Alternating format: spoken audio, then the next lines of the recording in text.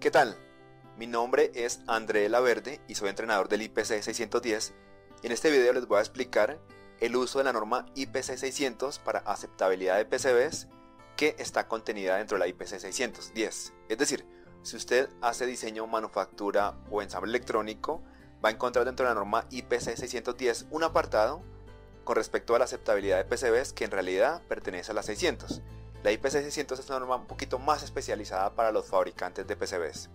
En este video vamos a ver los siguientes contenidos de la IPC 600 que están dentro de la IPC 610. Acompáñenme. Primero, áreas de contacto no soldadas. Segundo, ampollas y delaminación. Tercero, aureolas. Cuarto, delaminación, muescas y grietas. Quinto, quemaduras. Sexto, depanelización. Séptimo, pistas o conductores reducidos. Pistas o pads levantados. Problemas de marcado, serigrafía, screen o overlay. Problemas de antisolder o solder mask. Residuos de flux. Residuos de objetos extraños. Y por último, pandeo y torcedura. Empecemos.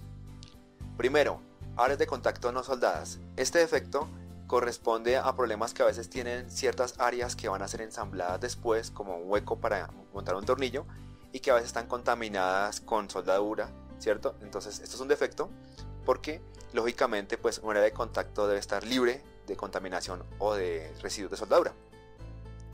Segundo, ampollas y delaminación. A veces en los PCBs se encuentran ciertas ampollas, ciertos vacíos, problemas en el material, ¿cierto? O fallas en el proceso que son aceptables mientras no sean conductivos, mientras esas áreas no reduzcan la distancia entre elementos conductivos por un 25% o más, de lo contrario serían un defecto. Tercero, aureolas.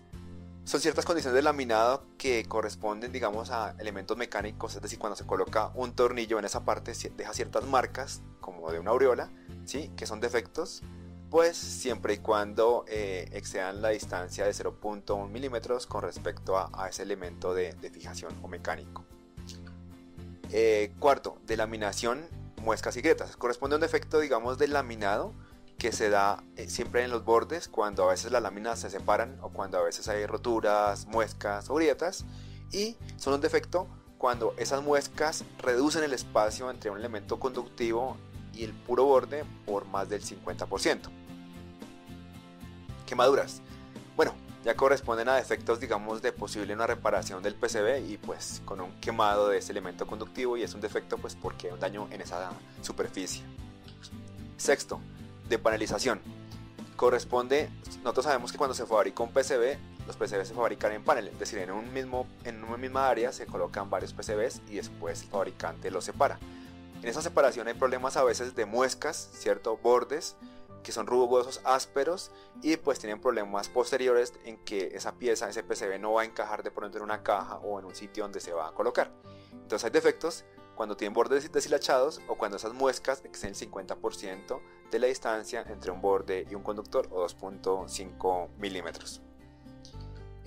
Conductores o pistas reducidos. Este ya es un defecto pues muy íntimo a los PCBs que ocurrió en una etapa posterior al proceso de terminación del PCB, es decir, cuando se está grabando la pista o el camino en el PCB hubo contaminación por una manipulación o operación, y eso quedó en los procesos posteriores, y entonces a lo último pues la pista quedó reducida, entonces quedó ese vacío en el cobre, y pues es siempre y cuando un defecto si se reduce en el 20% más de ese conductor, o sea, si perdió ese conductor un 20%. Y eso puede causar problemas de conducción de corriente o de radiofrecuencia. 8. Conductores o pistas o pads levantados. Corresponde también a un defecto muy seguramente de reparación, ¿sí? Cuando una especie de pista o pad se levanta y pues va a dar problemas porque muy seguramente se va a terminar de levantar después. Entonces si esa separación entre el pad y el PCB es de más de un grosor de la pista, un espesor de la pista, pues es un defecto. Problemas de marcado, serigrafía, screen overlay o máscara de componentes hace referencia a cuando ese screen es ilegible, no se distingue bien, ¿sí? Está duplicado, discontinuo o borroso, pues entonces dificulta el ensamble y por tanto es un defecto. también hay problemas, digamos, de que los componentes no se distinguen bien, ¿sí? O que ese screen está encima, digamos, de áreas conductivas que se van a soldar como pads. Es un defecto porque debería estar presente antes y después del ensamble, y además pues no interfiere con la formación de la soldadura, por tanto es un defecto. 10. Problemas de anti-solder, solder mask o máscara de soldadura. Este es un problema porque si a veces el anti-solder se desprende, se escama o se cae, pues entonces, digamos, facilita la formación de residuos, de mugres, de contaminación conductiva, y pues seguramente ese ensamble va a quedar en corto.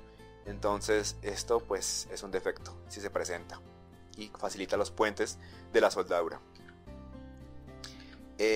11. Residuos de flux. Pues cuando hay residuos de ese flux presente, de ese flux que es activo, ¿sí? O no clean, pues puede corroer con el tiempo el PCB y por tanto es un defecto. 12. Restos de objetos extraños. También puede pasar que haya residuos de contaminación, aparte del flux, contaminación, mugres, diferentes tipos de residuos o de mugre, y pues también son un defecto porque no están adheridos y pues pueden causar problemas en el ensamble. 13. Por último, el pandeo y torcedura. Esto hace referencia a cuando a veces los PCBs no son totalmente planos, sino que tienen cierto pandeo, cierto levantamiento en alguno de sus ejes o torcedura. Y pues eso es un problema porque cuando estamos haciendo el ensamble, sobre todo de montaje superficial y de componentes muy delicados como tipo VGA o QFN, esos componentes muy seguramente van a quedar mal soldados o con problemas de tensión después del ensamble, después de la soldadura. Entonces, por tanto, si excede esta cantidad, es un defecto. Los invito a suscribirse a este canal y a mejorar el diseño y la manufactura electrónica y la fabricación de PCBs por medio de la norma IPC 610 y la IPC 600.